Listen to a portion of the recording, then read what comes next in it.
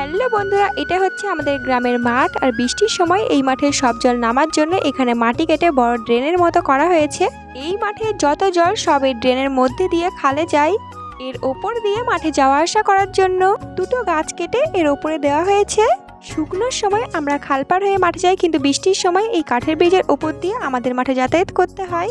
দুদিন ধরে বৃষ্টি হচ্ছে আর তাতেই এই খালের পাড়ে দুটো গাছ পড়ে গেছে। মাঠে এসে এখন আমি পেঁয়াজ তুলছি।